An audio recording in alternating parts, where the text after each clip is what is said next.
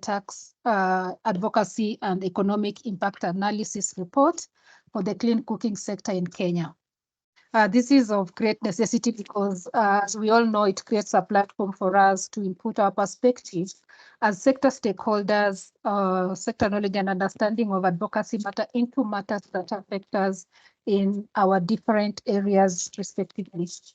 This approach therefore ensures that we leave no one behind in our conversations in the pursuit towards the adoption of clean cooking solutions. I know in this forum today, in this meeting today, we have our partners, we have academia, we have researchers, we have our members of CCAK who are manufacturers, producers, distributors, etc. So the Clean Cooking Association of Kenya, we convened this meeting alongside SNV, which has been at the forefront of national development, working with government, local development partners, knowledge institutes, the private sector, and low-income communities in its establishment. It aims to continuously develop and strengthen. It aims to continuously help develop and strengthen partnerships with organizations such as CCAK and other sector players, and initiatives that help build local capacity and empower communities towards adoption. CCAK, as most of us know, represents the interest of its members in the clean cooking space, both at national and county level, and we are recognized by the government of Kenya through the Ministry of Energy and Petroleum as the cooking sector representative, missioned as the sector champion influencing a suitable market environment and capacity development of its members and stakeholders in the clean cooking sector to catalyze growth. So like historically, the clean cooking sector has benefited from fiscal incentives in the past, including VAT reduction on items like LPG and VAT exemptions on prefabricated biodigesters. Additionally, excise duty on ethanol fuel for cooking was lowered. So these incentives were aimed at promoting increased uptake of clean cooking solutions, which remain the most suitable environmentally conscious choice for most Kenyans who still rely on solid fuels as their cooking needs. So the draft bill, the draft finance bill for 2023 recently published by the government of Kenya introduced amendment tax laws, particularly in areas of VAT and import duty, which has a significant impact on the clean cooking sector in Kenya. So under some of the new obligations, previously exempt items, which included clean cooking solutions purchased locally or imported by manufacturers or importers for assembly, manufacture, or repair of clean cook stoves, now are subject to either VAT or import duty. And we all know that the implications of this move poses a great concern since they could have adverse effects on the clean cooking sector producers and consumers, and the progress made towards promoting clean and more sustainable cooking alternatives. And this could be slowed down with some of these new amendments. So as a result, the clean cooking sector, we have been adversely affected, causing some populations in Kenya to revert back to use of kerosene and the kerosene for cooking.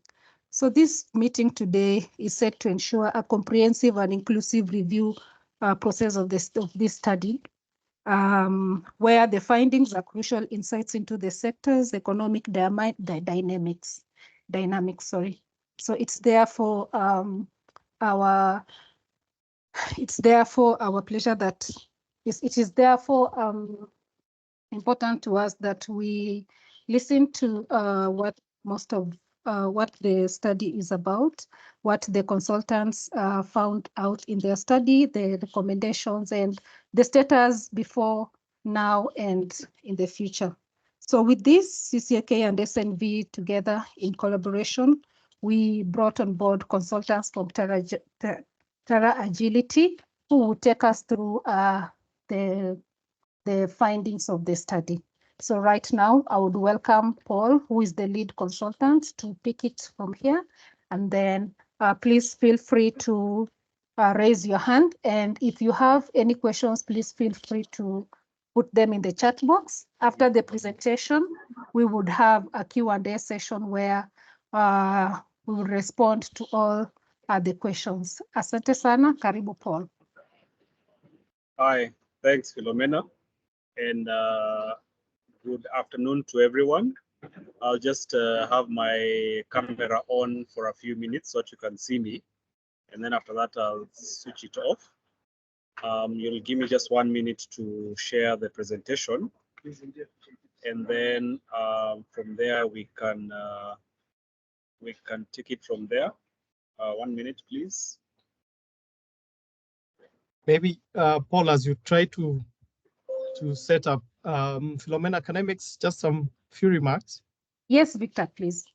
Okay. Yeah, thanks, Philomena, for that introduction. And I think just as Paul is setting up, I just want to make a few remarks. Just to echo the point that Philomena has made, but also just to align this process to a key critical process that did commence a few months ago. Majority of us are aware that the Ministry of Energy and Petroleum has developed a Kenya National Cooking Transition Strategy. And the Kenya National Cooking Transition Strategy actually recommends a 5-point agenda that looks at how the ministry with the sector players will transition Kenyans towards cleaner forms of cooking. So this is coming at a point when we'll also want to engage the government and private sector stakeholders, especially looking at out of the 5-point action agenda, around 2 action agenda that is related to the theme that we'll discuss today about issues of taxes and how we spur local manufacturing. So I want to draw your attention to one of the action agenda, which is really promoting local manufacturing and production. And we understand that taxes play a critical role when it comes to enabling the business to really manufacture locally, but also enhance their production capacity. The second one is a key issue whereby we want to look at how we'll work with the government to bridge the affordability gap on the demand side, looking at some of these technologies that we are, and I say we as the clean cooking sector, we are advocating for, especially for end users to adopt. So this is very critical that today's sensitization is coming at a critical moment when already this strategy has been validated, and some of the key issues that we'll be discussing today will directly feed into how we can facilitate the implementation of the National Cooking Transition Strategy. I'd like to stop there, but Paul, I see you already, so I'll take the stage to you so that we could proceed with the presentation. Thank you, Victor.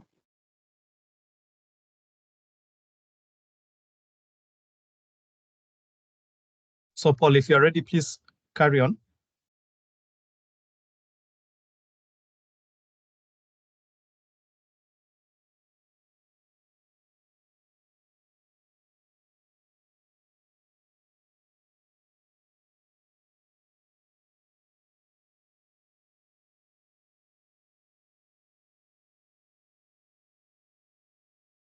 Paul, we can't hear you, so we can see your screen, but if you're talking, kindly unmute your mic.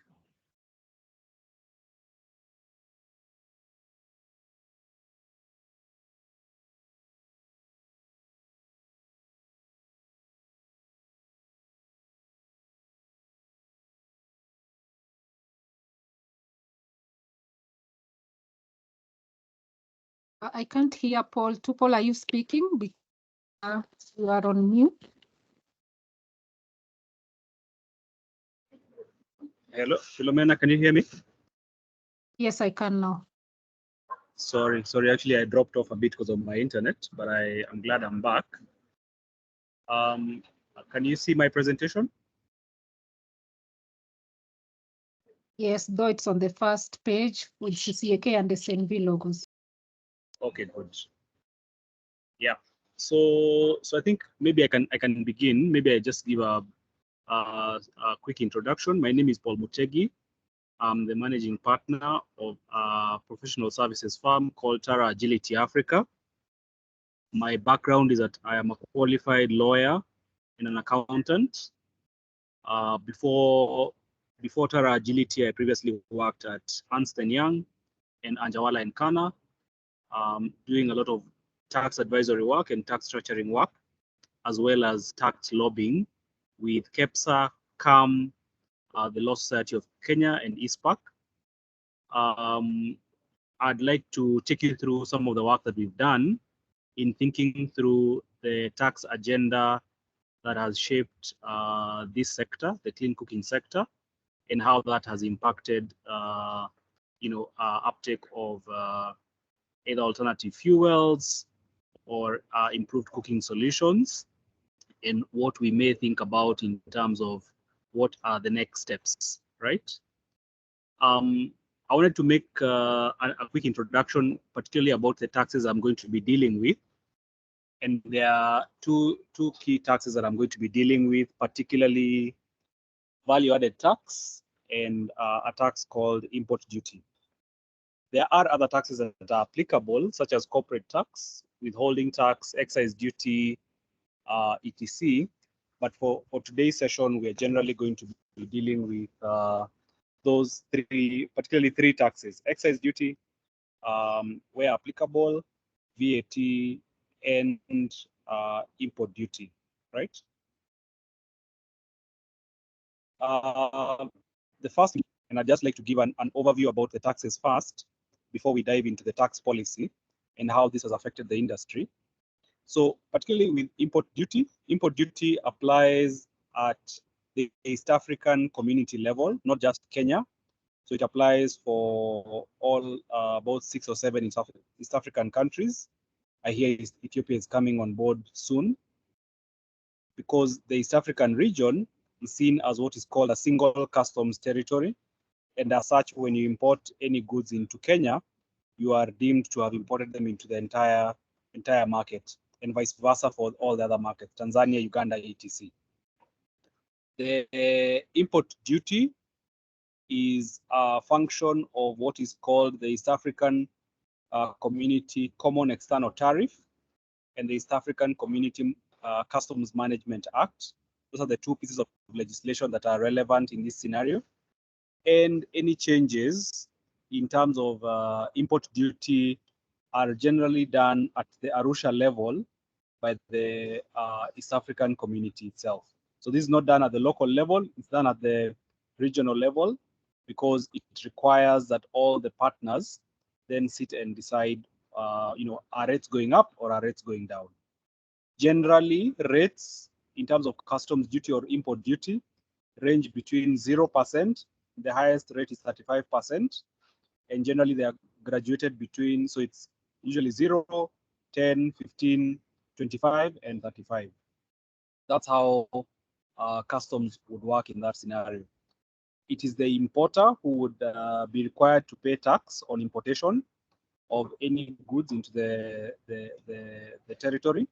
You'd pay to the relevant customs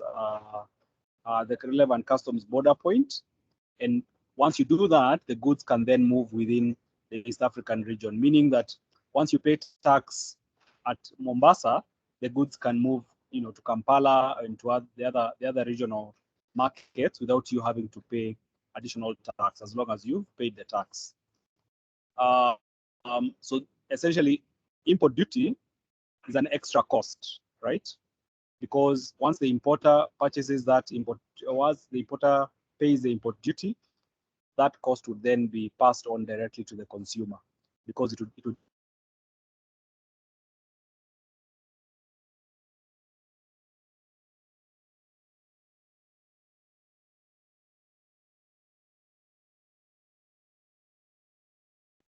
Paul, are you still there? Can't hear you clearly. Yeah, it seems his internet has misbehaved. Okay, Paul, maybe you can just let him know that he's dropped out of the call again. Yeah, sure.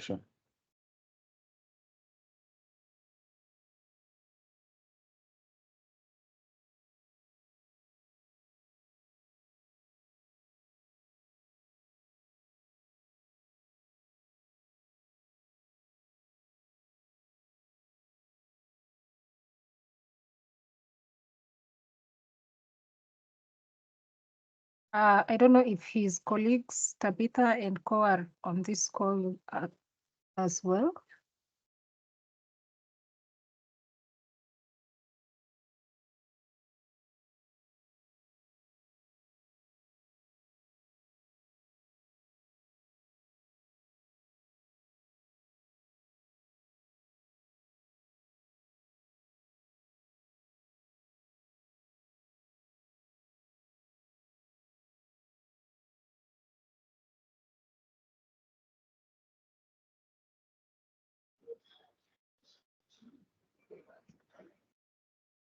Hello, sorry, can you hear me?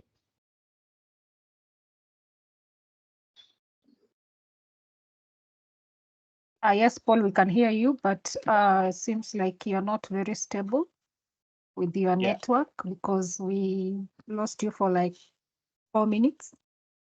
Okay, so I think I'll just go back to my point about VAT.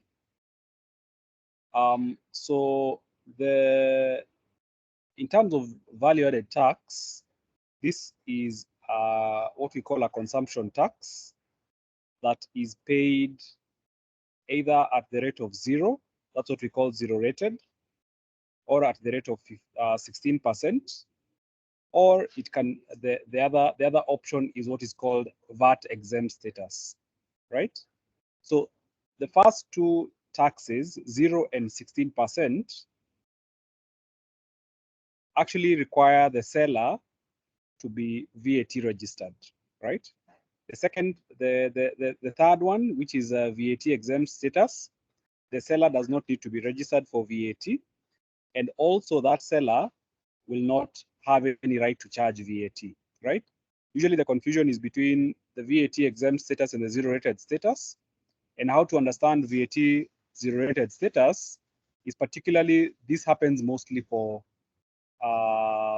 exports, where exporters who in their value chain have suffered VAT because VAT is a local tax are then allowed to sell their goods at a zero status, and in that way are also allowed to apply for what is called a tax refund, a VAT refund, based on the input VAT that they have suffered.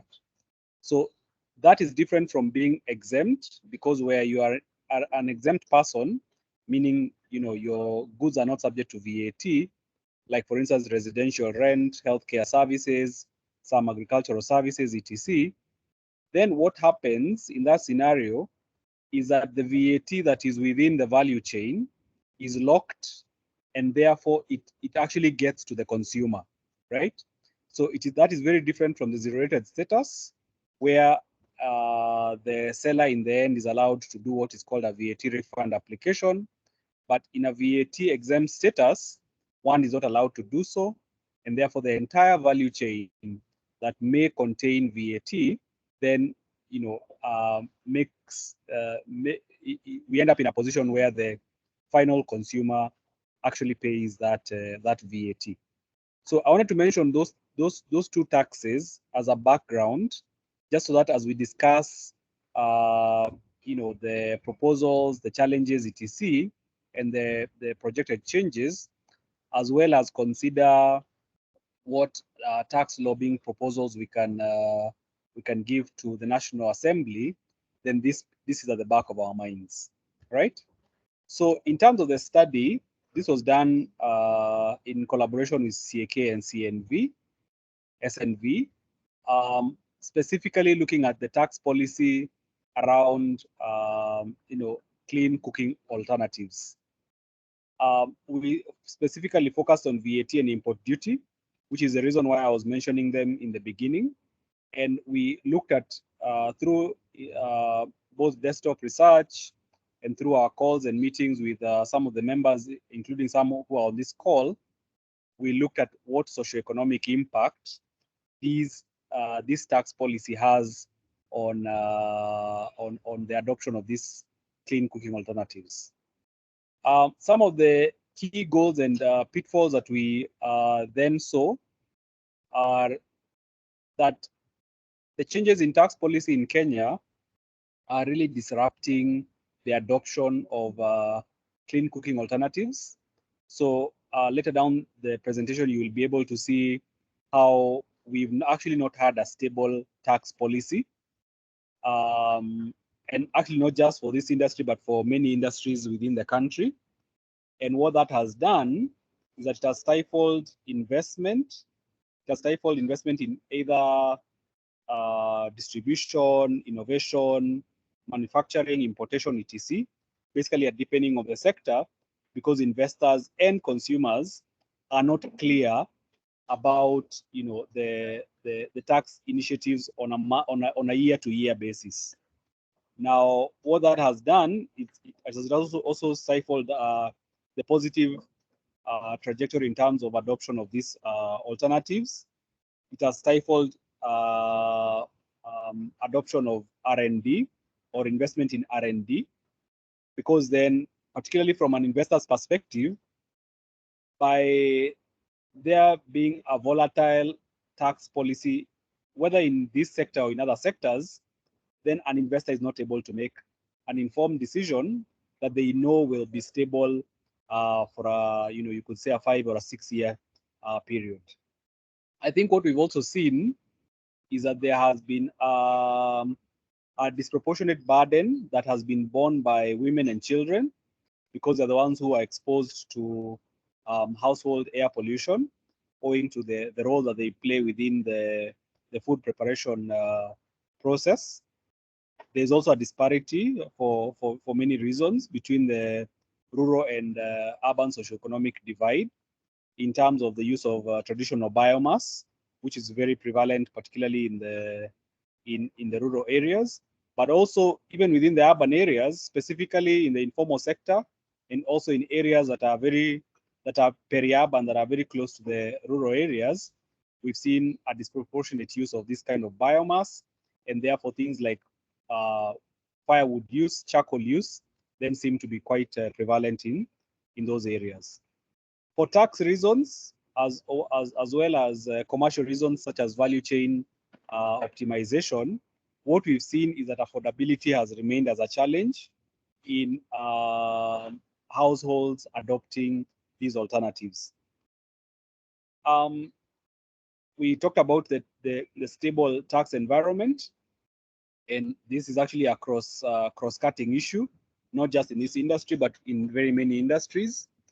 And what we have seen basically is that investors are not able to make an informed decision because they don't have sight of what the tax position is going to be in the coming years. Of course, there's also the issue about the commitments that Kenya has internationally in the carbon finance space. And what we see is that the policy shift really could jeopardize Kenya's access to carbon finance investments, because then in the global sustainability arena, these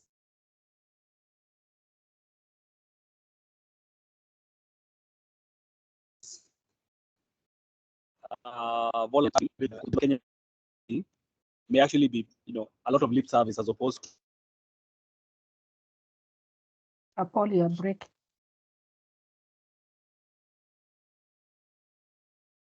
to. Paul, you're speaking, we can't hear you clearly. Okay. What about now?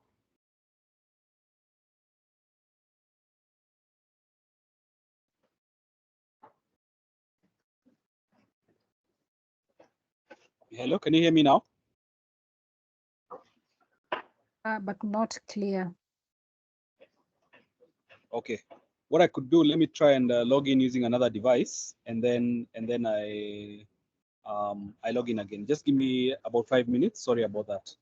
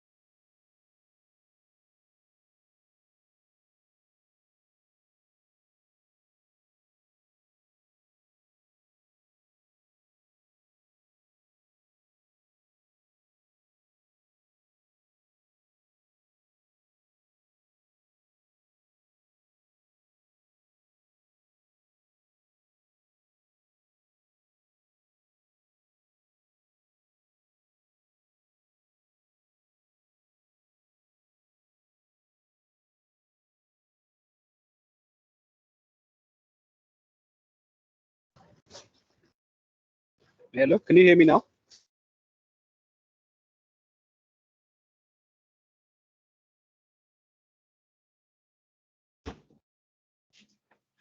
Yes, yes, Paul.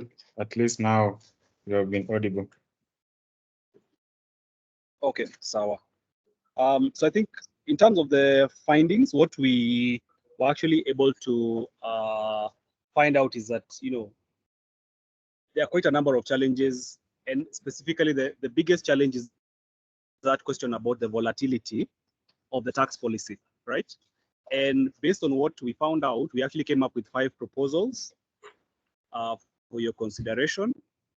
And these 5 proposals are as follows.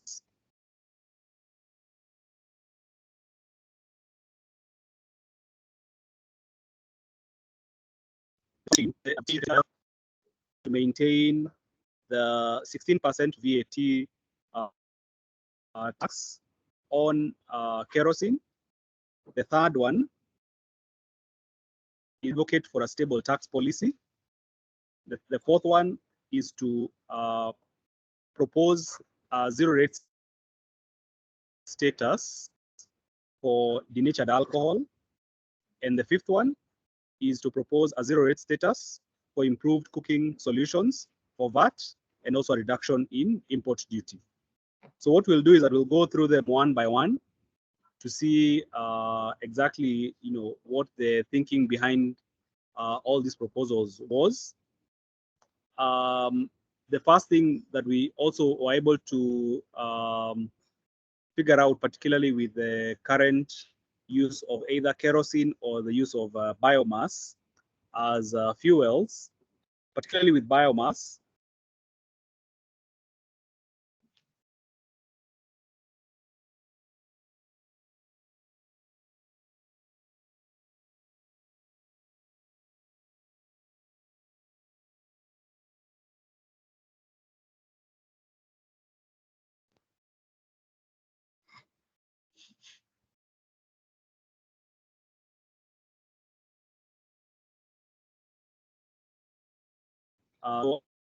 as a source of fuel. Oh, Paul, sorry, we lost you for quite a bit there. So I think you are you might need to just use one. If you log into Teams, just use it as one login. If you have multiple logins, then that is the reason.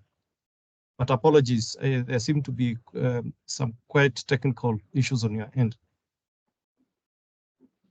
Yeah, I think I'll try and get some alternative internet. What I'm using right now is not serving me. Let me try and do that just now. But can you hear me for now?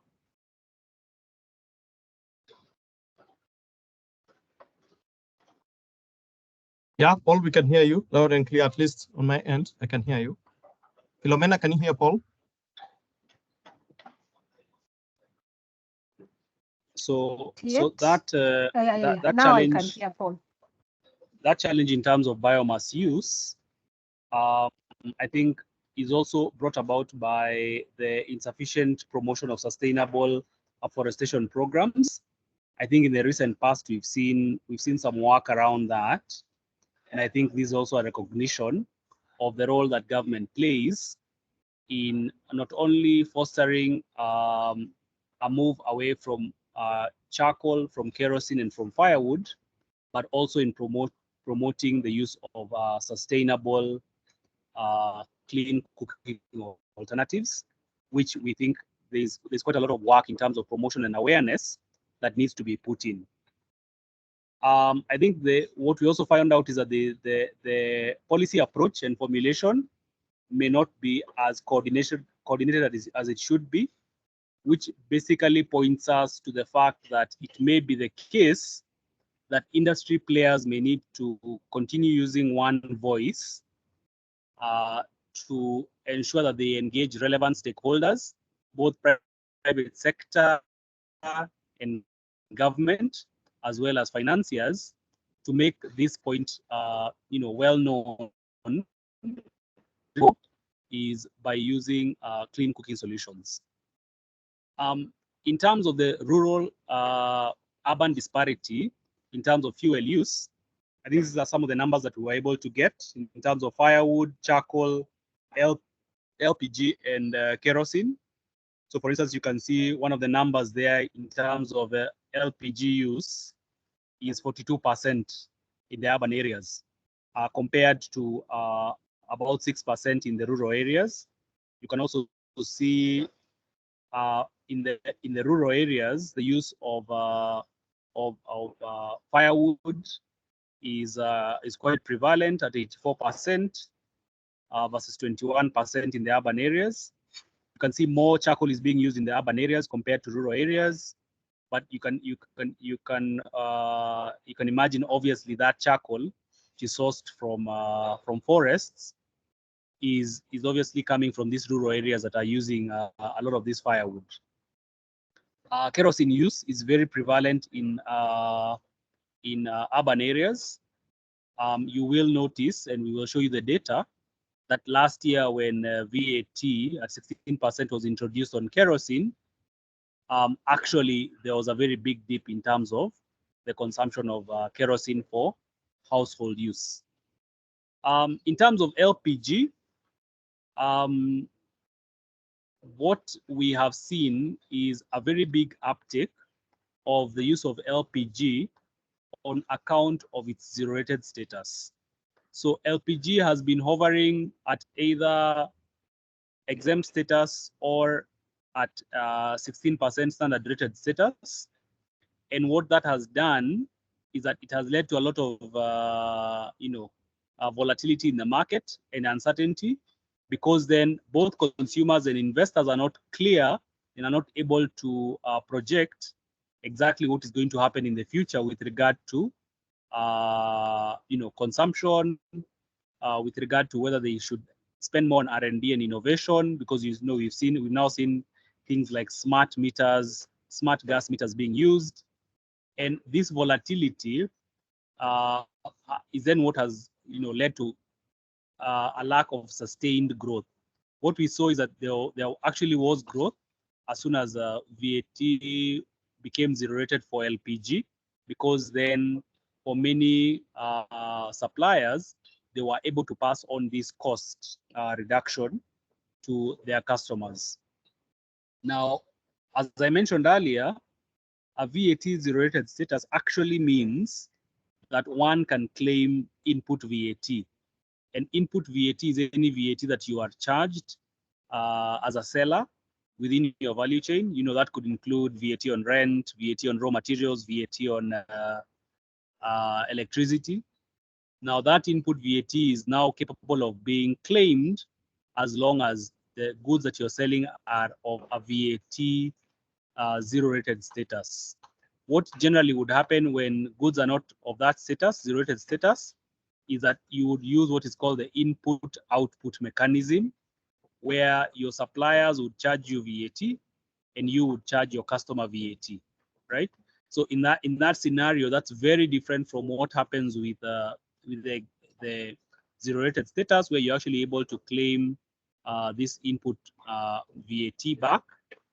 And lastly, for VAT exempt status, this actually leads to an increase in costs, because as long as the value chain items have VAT, that VAT then becomes locked within the value chain and is passed on to the final consumer.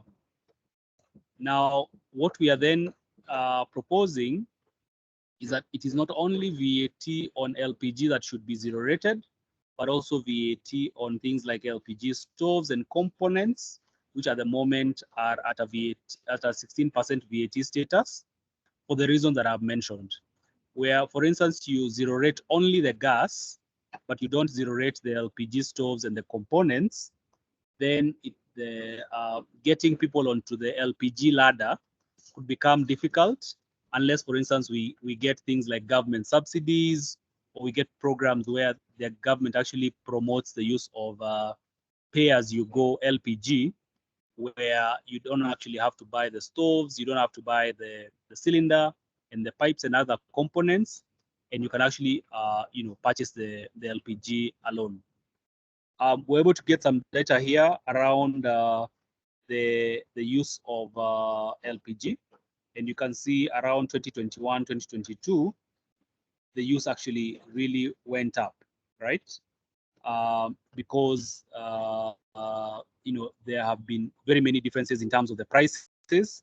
You can see for between January 2016 and May 2021 and September 2021, in terms of the price has fairly been stable at the 2,000 shilling mark.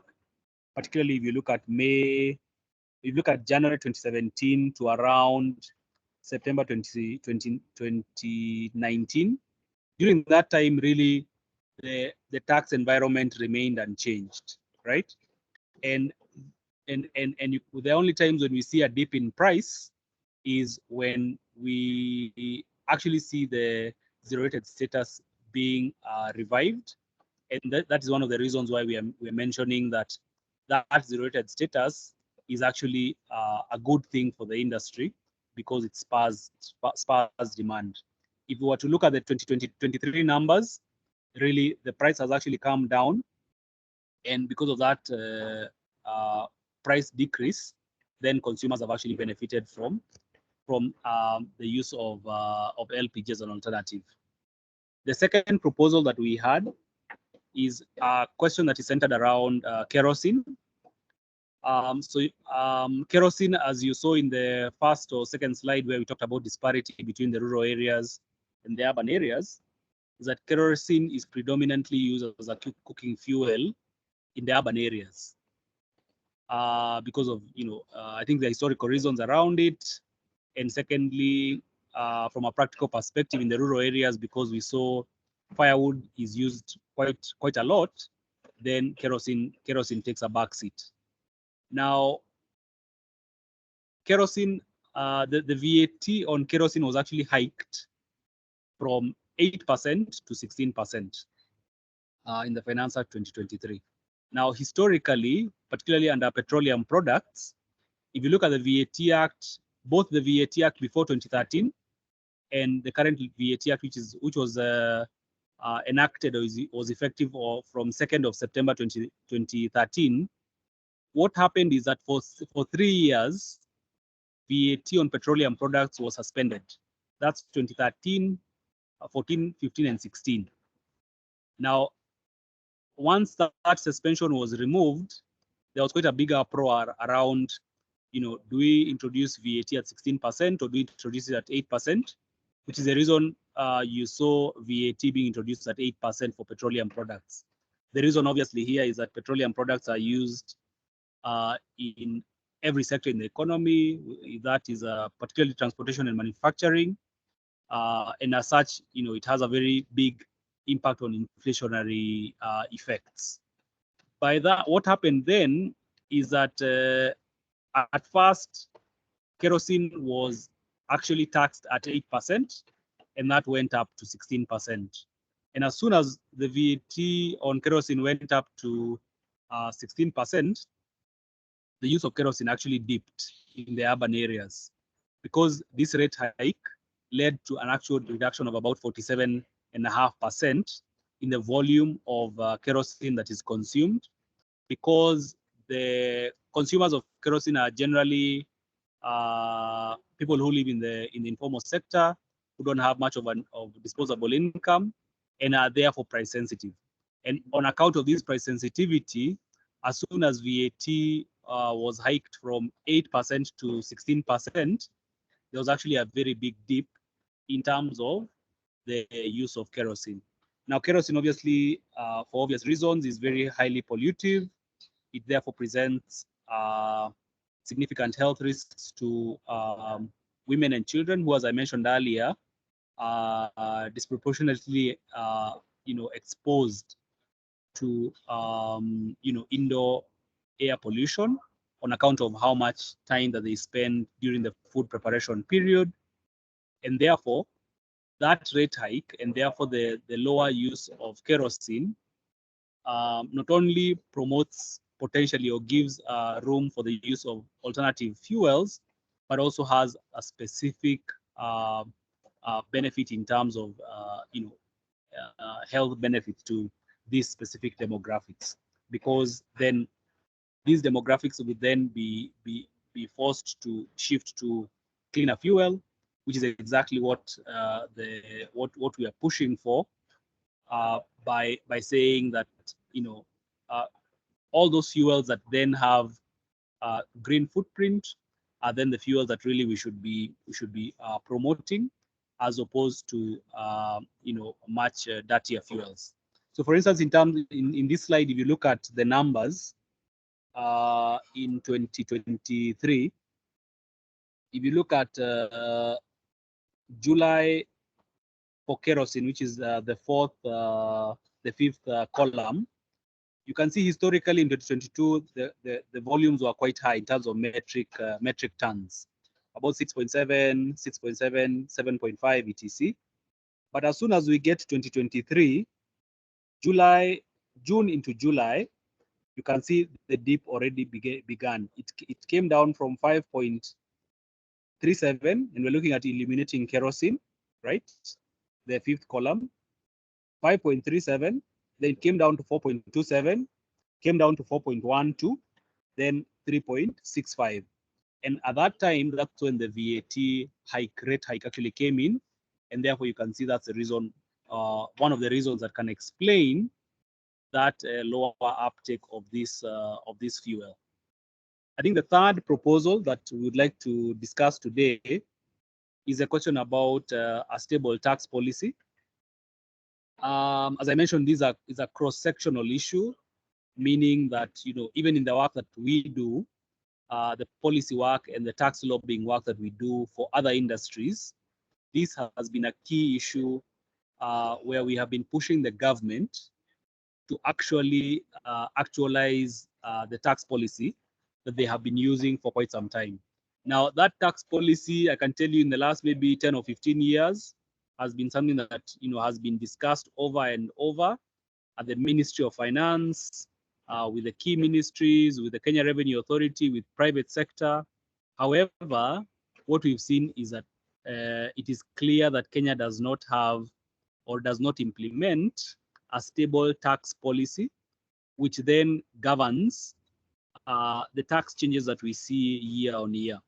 Now, what Kenya has faced is that year on year, government looks at how much tax that they want to collect, and you remember, we are a country that is actually in debt distress, so we don't have much flexibility in terms of how much tax we need to collect. Those numbers are more or less fixed. In fact, those numbers actually keep rising in terms of what revenue needs to be collected to pay off this foreign debt. Now, what the government then does, it looks for easy pickings in terms of the industries, the sectors that could yield the highest tax without being unnecessarily politically disruptive.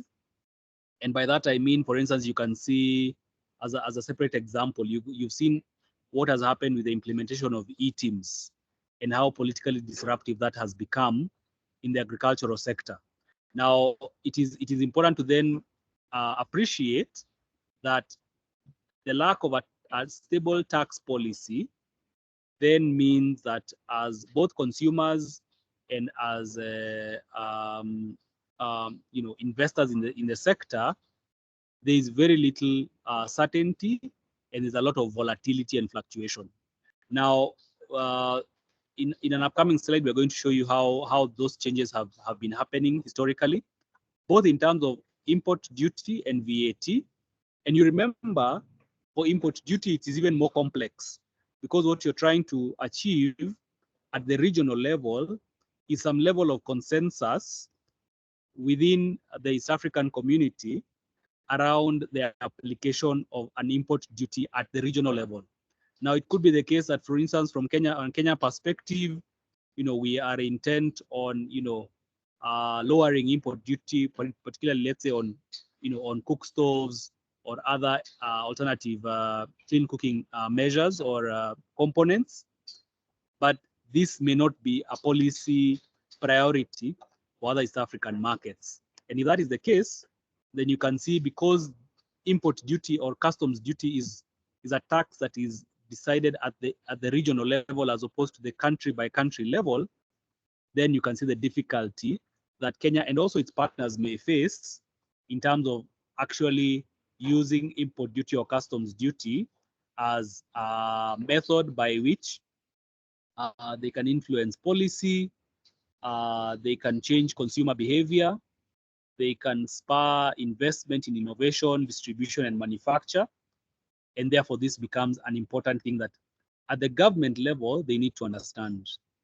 Now, I'll tell you in terms of my experience with the lobbying work that I've been doing in the last about 15 years, the government, first and foremost, is interested in revenue collection. That's a big deal for government. Now, if revenue collection is not possible or cannot be achieved at economically sustainable numbers, then tax becomes a policy shifting or a behavioral shifting measure that is then used to either protect local industries, to spur certain agendas. That could be, for instance, the adoption of alternative cooking solutions that are green, or we could say the use of LPG, which we have seen a lot of success in, right? And the table that I'm showing you now actually demonstrates that kind of volatility. Between 2023 and 2013, there have actually been so many changes, and I think one of the ways in which this study may actually contribute to the more stability within the sector is particularly if you're able to engage government to show that this volatility in tax policy is actually not beneficial and it is incoherent, and that incoherence actually leads to fluctuations in terms of demand and supply, because it impacts both the suppliers, meaning the investors, the finance partners, both locally and outside Kenya, and also consumers. I think the fourth proposal that we have brought about is a question about the zero rating of denatured alcohol. And this is not being used, denatured alcohol is not, while it is gaining a lot of traction, we think there's a lot of work that can be done to spur the use of denatured alcohol as a specific method through which consumers not only can they gain awareness about this as an alternative fuel source, but consumers can actually now start using this as a viable and credible fuel. Now, I think in terms of denatured alcohol, one of the things we are proposing, just the same way we did it for LPG, is that this should be zero rated for VAT purposes, as well as an import duty reduction from 25% to 10%, not just for the denatured alcohol, but also for the components within the denatured alcohol manufacturing value chain. Now, the reason that is the case is that by zero rating for VAT, any goods or services, you are able to reduce the price, and this is seen. This was seen with the LPG, and because this price is able, the lower price is able to be passed on to the consumer. And secondly, as a manufacturer or a seller, you're able to actually make an application for a tax refund.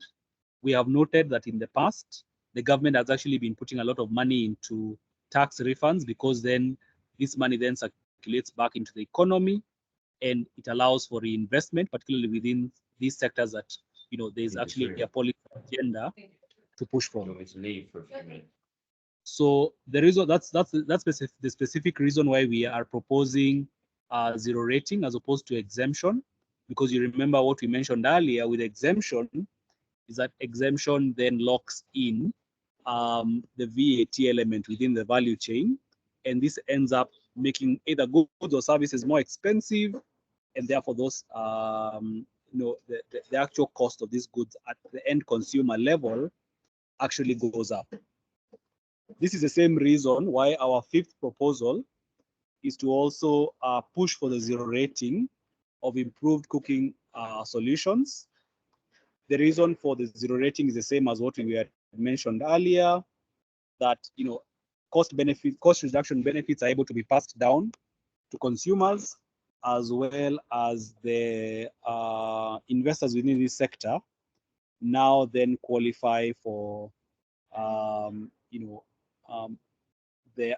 being able to apply for a tax refund, which is very beneficial in terms of circulating that investment within the region, and also making sure that you're able to reinvest those funds in terms of innovation, distribution, manufacture, and importation of the relevant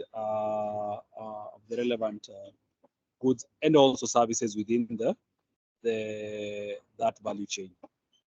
So this is the reason why we have then looked at the specific stoves. So for instance, one of the stoves that we mentioned here is the BEV stove, cook stove, which we think at the East African Community Common External Tariff level, we propose that actually its HS code should actually be reclassified to transition it from the exempt category to the zero rated category, because then this would have the benefit that we are actually talking about from a VAT perspective.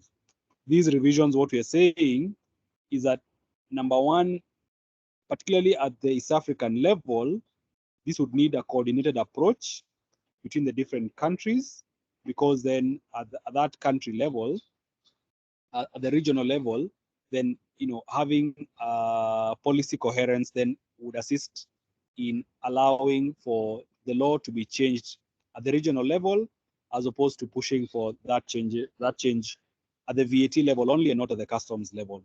Because as I mentioned earlier, those two central taxes, customs, which is also called import duty, and value-added tax, are the ones that we really have a lot of control over in terms of, from a tax policy perspective, making significant gains within this sector. I think one of the other things that we did quite some work on was the question about biogas. And you can see biogas obviously is a technology that would be used disproportionately in the rural areas because of the availability of farmland and the rearing of livestock. And essentially what we are saying is that at the moment, prefabricated biodigesters are currently VAT exempt, which is obviously problematic because of the value chain problem that I was mentioning earlier. And that essentially is driving up the cost, right? And whether this is on importation or on local purchase, that problem still persists. And therefore, it means that the seller can actually not claim input VAT, and therefore really has no choice but to pass this to the end consumer. The proposal here is twofold, really, just like with the other proposals. It is not just about this specific component, it is all the components within the biogas region or that would need to essentially be zero rated, as opposed to being VAT exempt. Secondly, the other issue is the question about importation. So even in a scenario where you exempt something from VAT, and really the question is from an economic standpoint, is the focus really on local manufacture or is it on importation? And there are pros and cons of both. But really what you want is that if you zero rate something, it means that even if it is imported at the zero rate status, then essentially at that time, in absolute terms, it's going to be equivalent to exemption. However, if something is exempt, from a local perspective, what you do is that you actually stifle manufacturing, innovation, and distribution because of locking VAT within that value chain, which is the reason why, not just for this sector, but even for other sectors, we have been pushing for VAT zero-rated status, because then that is what we have seen to actually have a significant impact in terms of changing consumer behavior, particularly for consumers who are price sensitive. Now, those proposals are based on the challenges that we've seen in the market. And I wanted to take you through very quickly some of the broader thematic and economic considerations that we've looked into. We've mentioned biogas as a clean alternative fuel. We've talked about deforestation as a significant way in which the environment is being damaged through the use of charcoal and the use of firewood, particularly in the rural areas and also in the peri-urban areas for things like charcoal. We have talked about how households, particularly women and children, are disproportionately affected by indoor or household air pollution. One of the things we'll also be talking about now is the question about job creation. And for job creation, it's really a very broad issue that, because of the resilience of the Kenyan economy, particularly the youth, and many of the Kenyan, the big proportion of the Kenyan economy is, within the youthful bracket. What we've seen is that any policy change, particularly a tax policy change, that then has an impact on this group would generally spur economic development. And what we've seen, for instance, is, a very big example is the tuk-tuk environment and also the motorcycle environment, where we saw that as soon as government started bringing down the tax, these created an entire industry and sub-economy that is really being pushed by this youthful demographic. There are significant man hours that are lost, particularly in the rural areas, when women and children are collecting firewood and making charcoal, although the making of charcoal generally is usually seen as a man's job. We are connected to the issue about indoor air pollution. Is a specific question on healthcare savings that can be brought about by transitioning to cleaner alternatives. And obviously the last question is really a question about decarbonizing the energy sector, which I think is a big deal, particularly based on our push to get carbon financing and also the international commitments that Kenya in this particular area. In terms of biogas, one of the things we wanted to bring about here is that question about not just exempting one component within the value chain, but really exempting many other components or all other components. So as a specific example here, you can see, for instance, stoves such as single burners, spider stoves, and ProBio burners, HDPE and clear pipes for gas connection, water heaters, ball cocks, YTs, and elbows. All these components at the moment are subject to VAT at 16%. The goal, and some of these components can also be used within the LPG space, the goal would be to push for these to be under the zero rated status for the reasons that we have mentioned earlier. One of the things that we wanted to mention is a question about how biogas, because it uses livestock dung, is very easily connected to the question about fertilizers and the use of those, of the biogas ecosystem within the organic fertilizer space. So one of the things that we then were able to see is that by promoting the use of biogas specifically, and that's the reason why we're talking about all the components, essentially that has a multiplier effect in terms of the use of these materials for organic fertilizer at the local farmer level. And this is the reason why we are saying that this specific push for the use of biogas may actually be one of the key focuses that may be beneficial because of that multiplier effect, not just in terms of the use of clean energy, but also in terms of deepening food security. I think in terms of the policy gaps, particularly in the biogas industry or the biogas subsector, I think we've seen inadequate R&D, and this is specifically tied to the question about tax policy. There's a high upfront cost for both domestic and commercial biogas plants and equipment.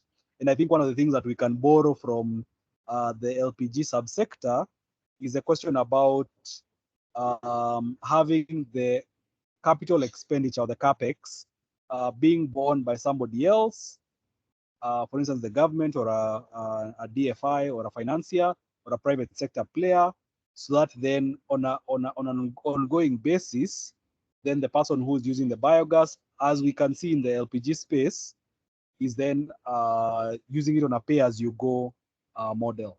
We've seen that also in the electric buses space. So many companies like Busigo, etc., are using that kind of a model. We've seen that in LPG. So we think that this high upfront cost, if it is borne by another person, can actually be beneficial in that region.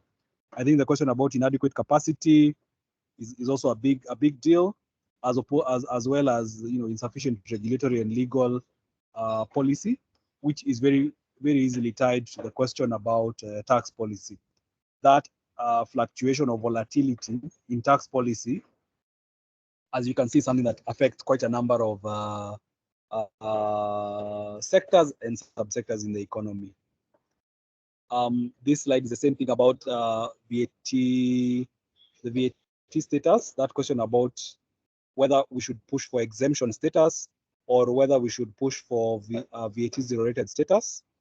As I mentioned earlier, VAT is a local tax. Import duty and customs are a regional tax, and therefore anywhere where we are actually pushing for VAT zero rating, as a complementary tax, we should also look at what the status is for import duty or customs duty, because then we should also be similarly pushing for that to come down, either from 35 to 25 or from 25 to 10, because essentially this is what is going to allow for greater investment and greater uptake of these clean cooking models.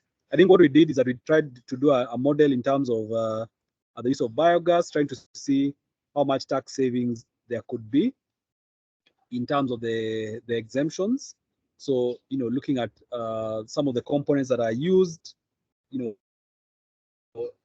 and trying to see and to model if we were to get a VAT exemption, and by VAT exemption here, I mean the zero-rated status, what would that mean in terms of cost savings? So you can see, for instance, between Model 1 and Model 5, basically there's actually a double tax saving from 11,000 shillings to 22,000 shillings.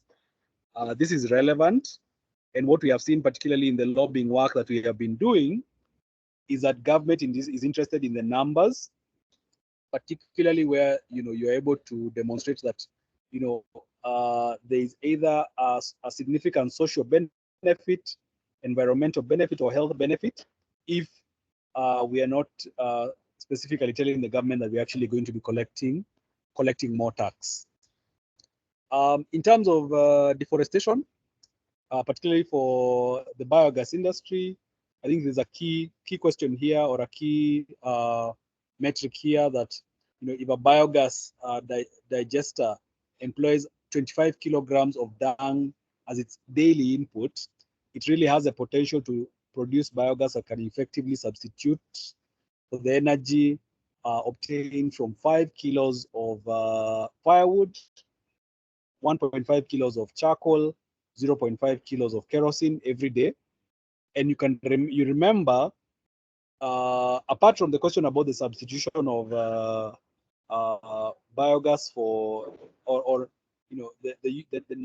what we're promoting as the use of biogas instead of charcoal and firewood, basically what we're able to see here is that the significant annual loss in terms of Kenyan forests is quite significant, and therefore that substitution is something of an urgent policy measure that we need to consider, because then what it does is that it pushes consumers away from the traditional fuels.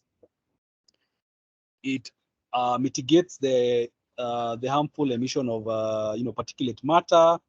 It reduces in-house or household air pollution, and that has significant multiplier effect in terms of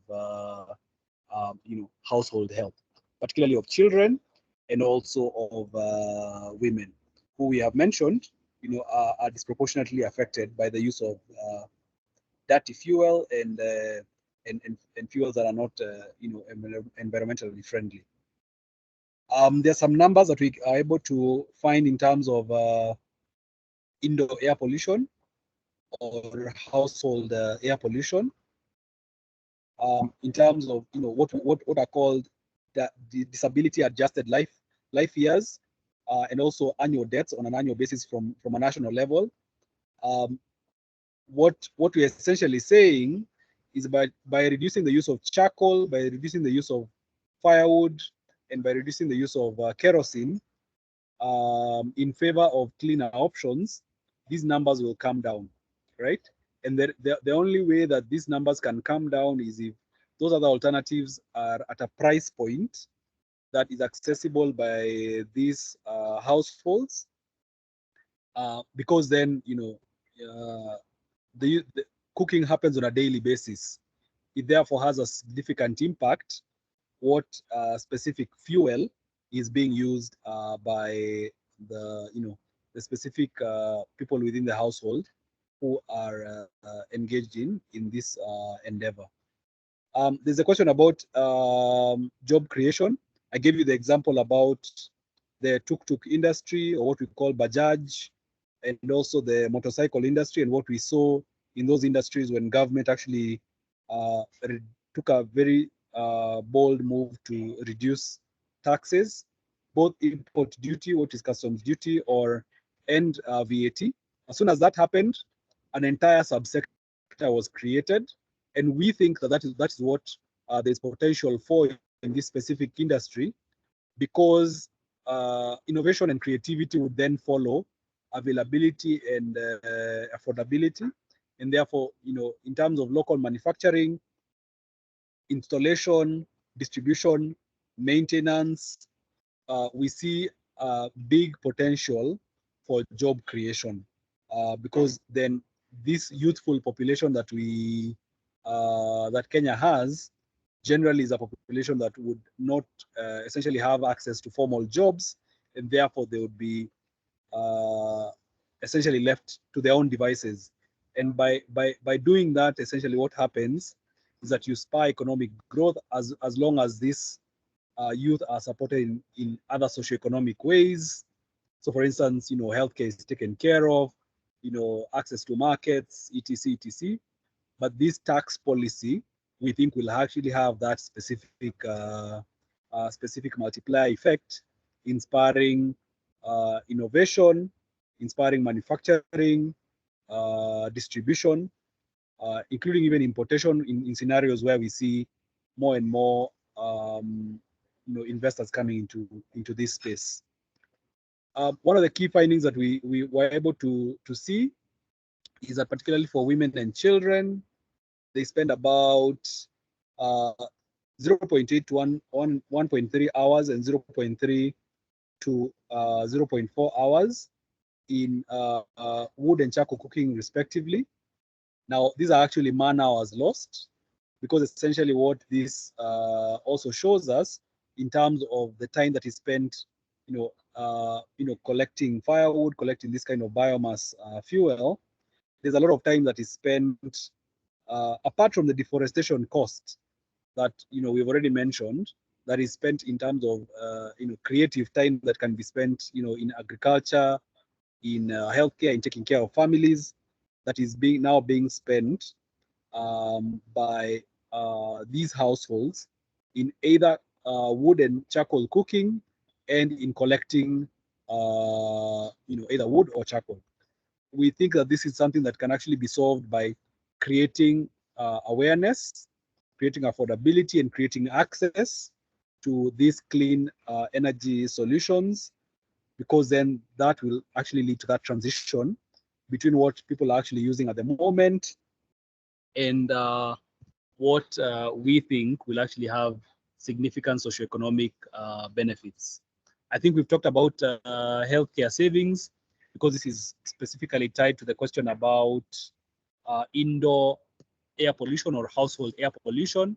For obvious reasons, household air pollution, leads to quite a number of premature deaths, and these are things that can be avoided, and this really can be avoided through that transition that we are pushing towards.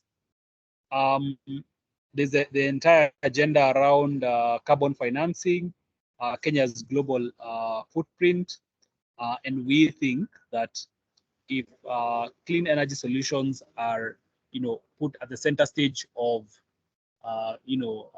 policy, particularly in terms of the tax policy, in the next 1 or 2 months, we expect the finance bill 2024 is now going to become a key agenda.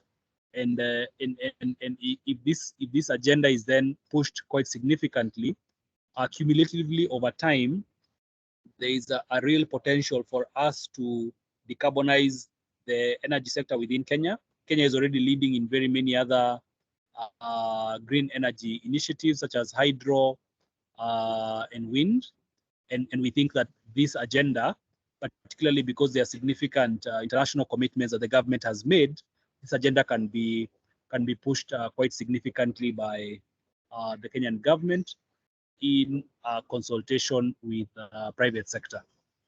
So I think Philomena and Victor, I think the purpose of today's session was really to think through the findings and also to think through the proposals, to get feedback, to basically validate the study that has been undertaken, and through that validation, propose adoption of some of these proposals with a view to engaging government, particularly to foster that stable tax policy and also the VAT exemption status or VAT related status that we are thinking about in terms of the different subsectors.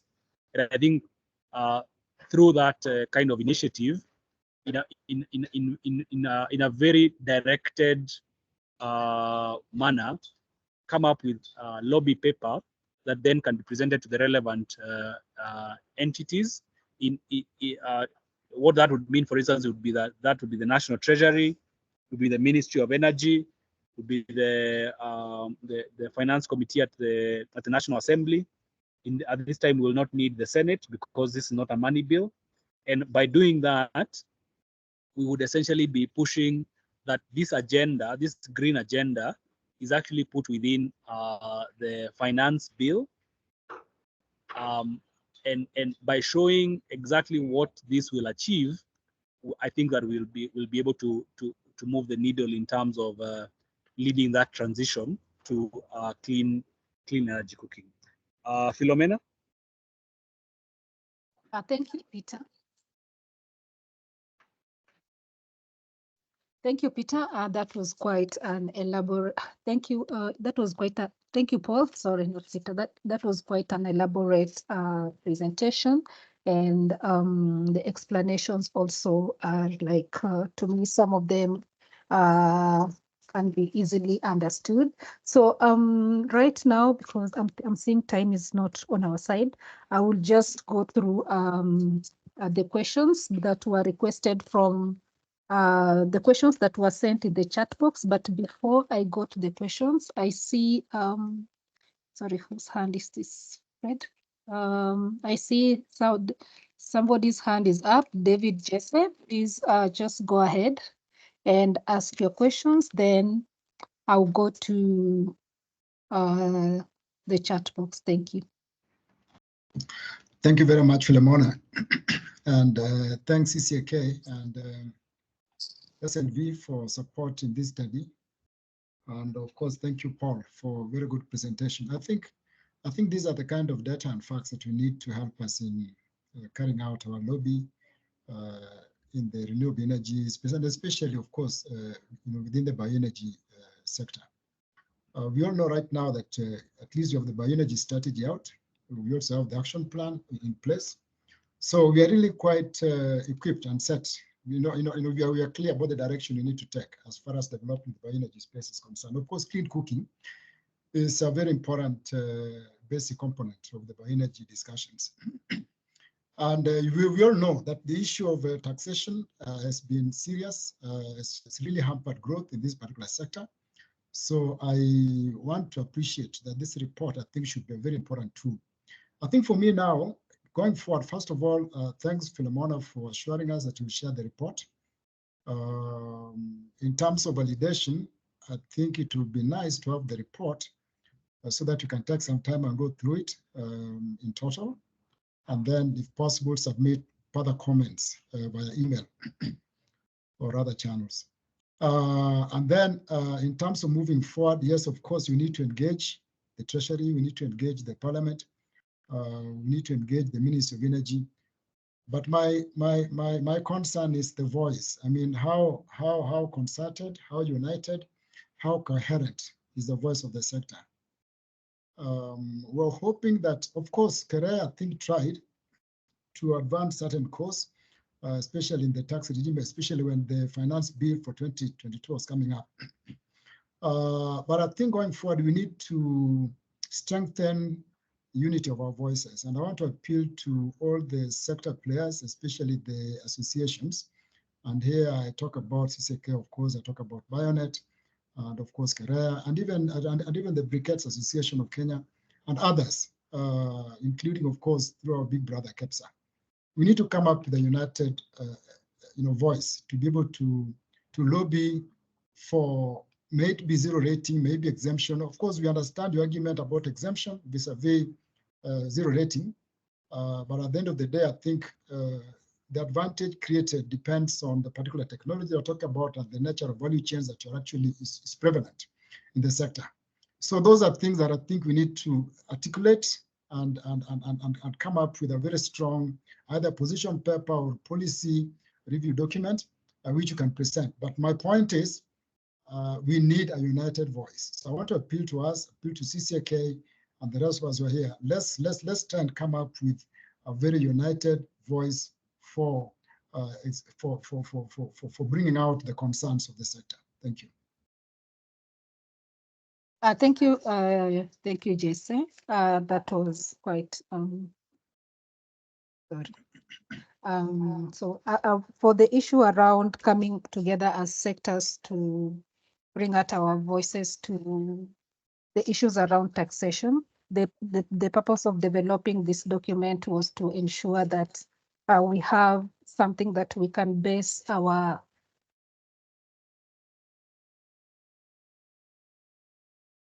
a document or a basis where we can put our focus on, like a guiding document that can enable us approach, is it the National Treasury, the ministries and all, to be able to lobby on behalf of the sector. So this is like the first step. So going forward, we'll be able to put all those considerations in place.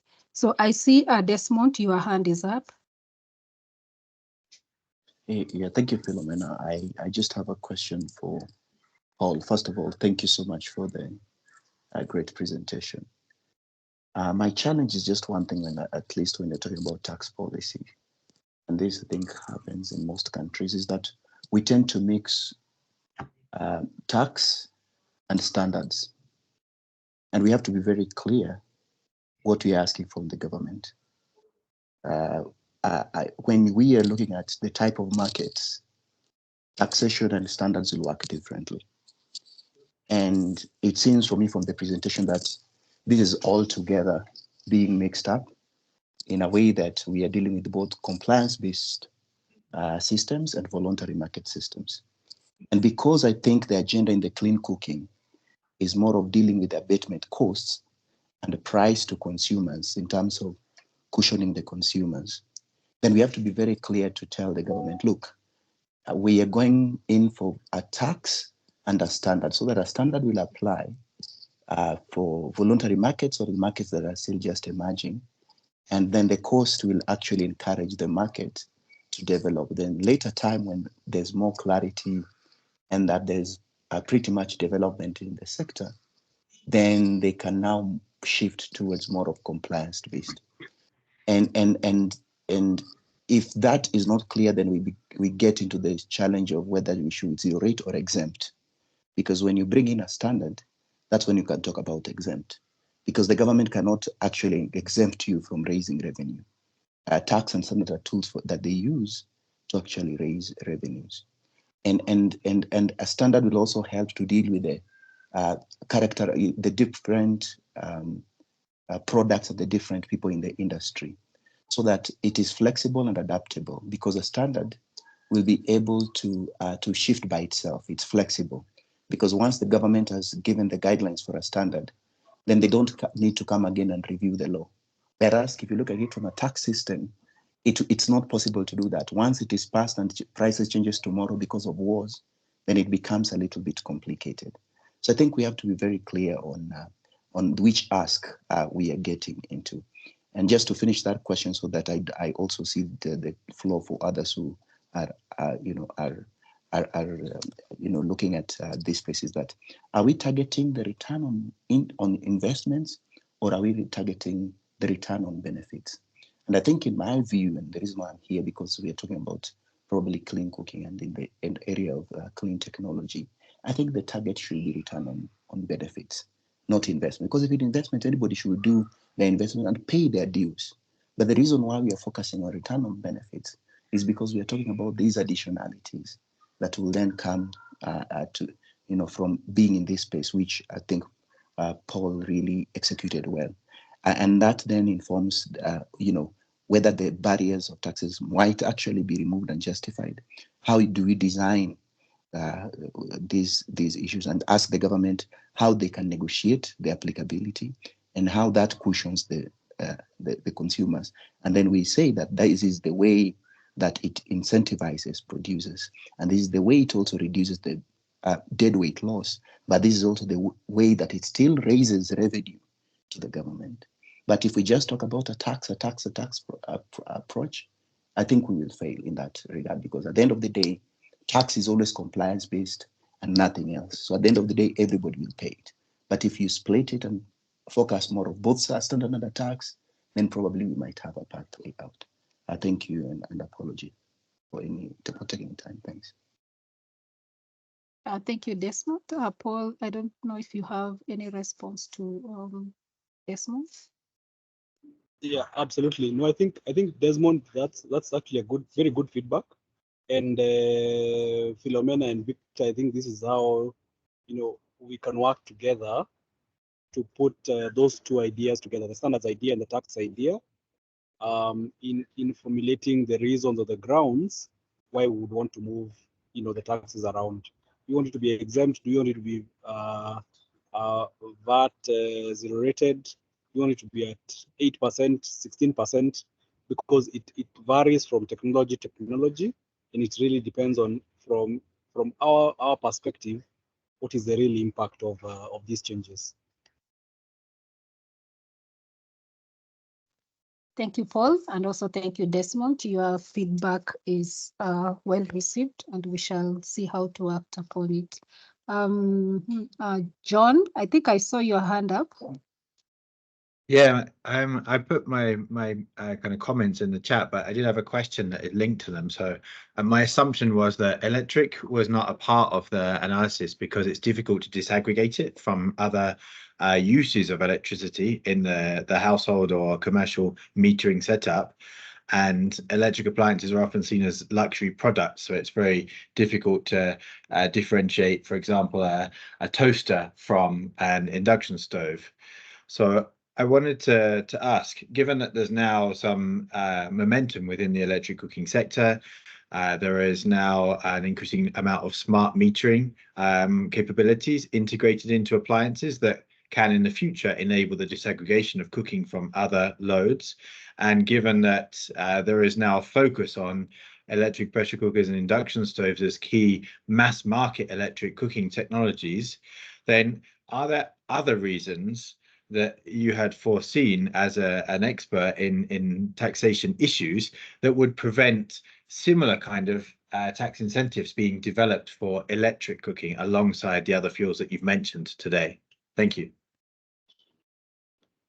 Yeah, no, I think that you make a very good point. The question is really that problem about disaggregation, but I think the continued use and uptake of smart metering may actually be the way through, maybe the gateway to actually ensuring that we are able to offer this kind of tax incentives. But you're right. This study did not include the electric cook stoves, etc., any electric technology. But I think it's a good point that you're making, and that we may have an opportunity to think through what kind of proposals we can have in that specific subsector to make sure that we have a very holistic approach in terms of the kind of proposals we are thinking about.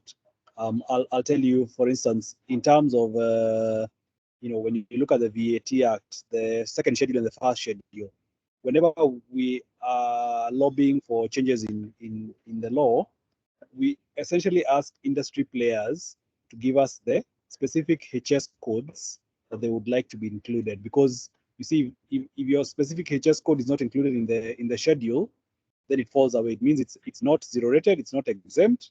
It means it's subject to VAT. So I think that kind of specificity is very important. But there's an opportunity for us to piggyback on this work. Think about the electric space. Fantastic, thank you. Thank you, John, and thank you, Paul, for the response. For the one around e-cooking, John, I think we can see how to go about that. I see the chat box is, I think some of the questions that were asked have been responded to.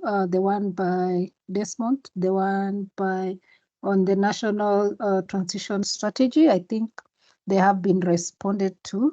I don't know if there is any other person who has, I see Pakta. Hi, Pakta, you can please go ahead and ask your question. Yeah, thank you so much. I've gone through the Kenya NCTS strategy paper, and the percentage of the household using firewood cooking stoves will be significantly decreased from 69.6% to 3% by 2028. And also government has increased the VAT from 0 to 16% and the import duty from 10 to 25% on ICS from 2020 onwards. So is it that the government is discouraging the use of firewood ICS in Kenya? That's my question. Thank you.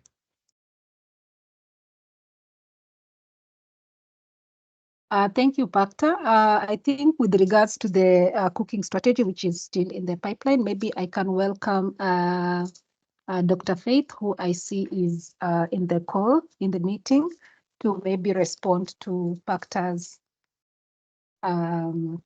question. Sorry.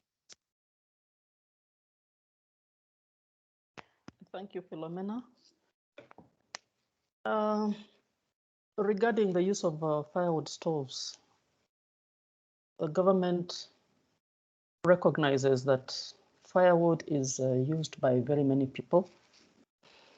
At 80-something% in the rural areas, it is not an easy task to get all those people switch from firewood to the much cleaner options like LPG, like bioethanol, like electricity. It will take some time for us to transition people to the cleaner fuels, especially in the rural areas. So recognizing that, we will continue to promote firewood stoves, improved firewood stoves, to minimize the exposure to harmful emissions that happens with the open fireplace. And therefore, it's not that we are discouraging people from using firewood.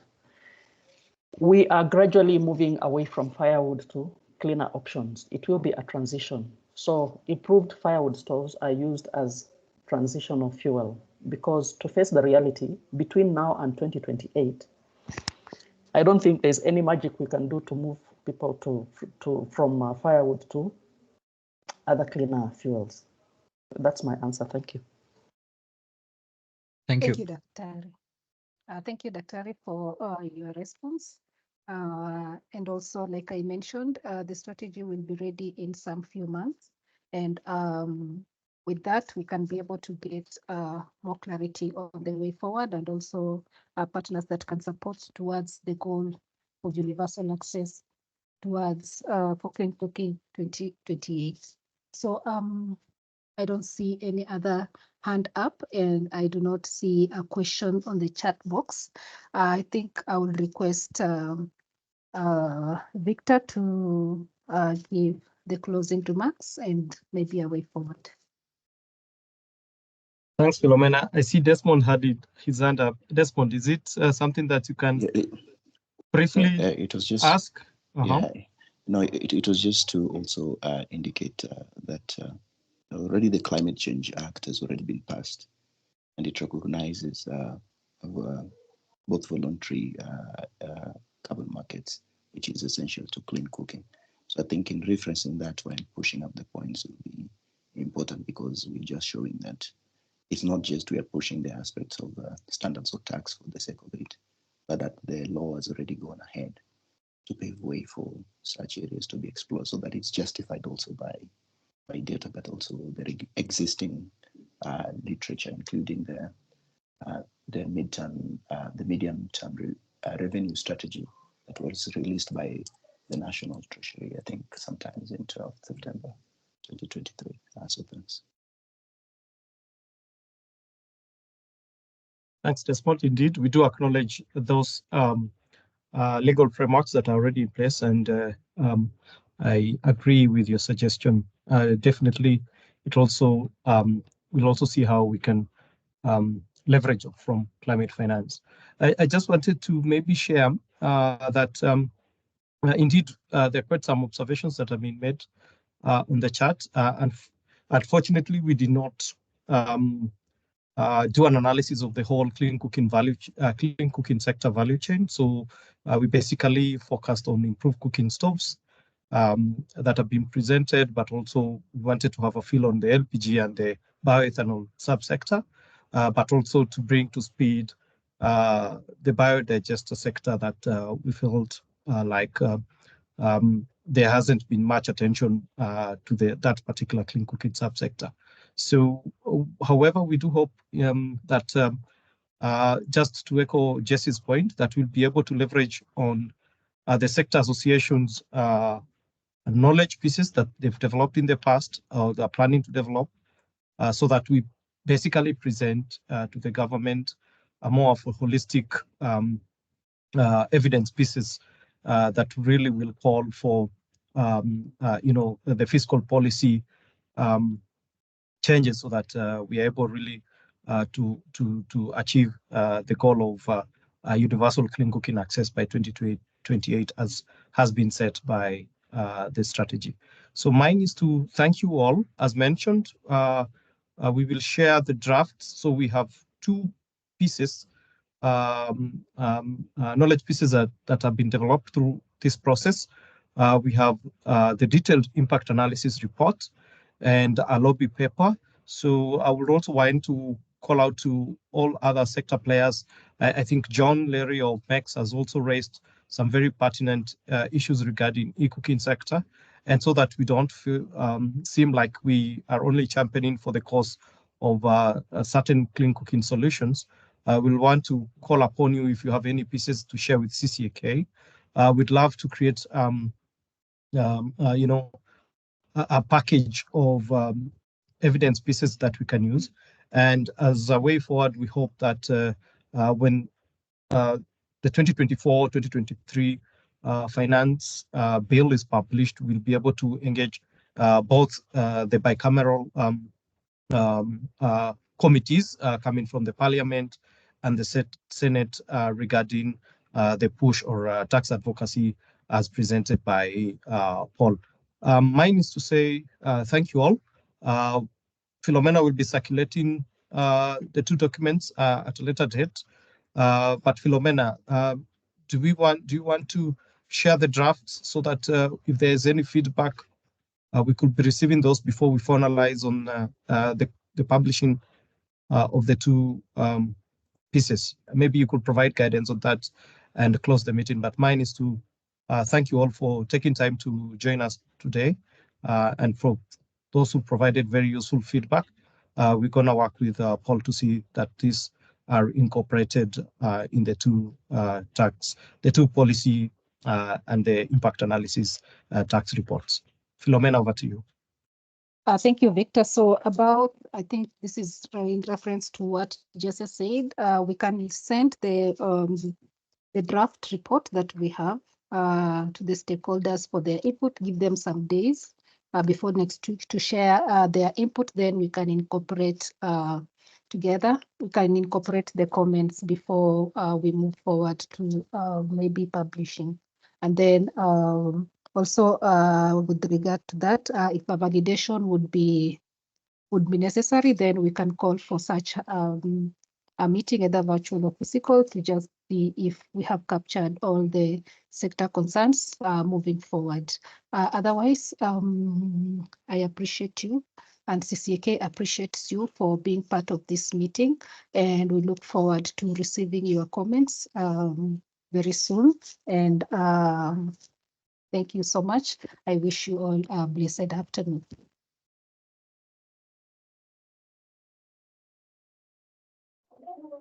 Thank you. Thanks, Philomena. Bye-bye. Blessed afternoon and bye.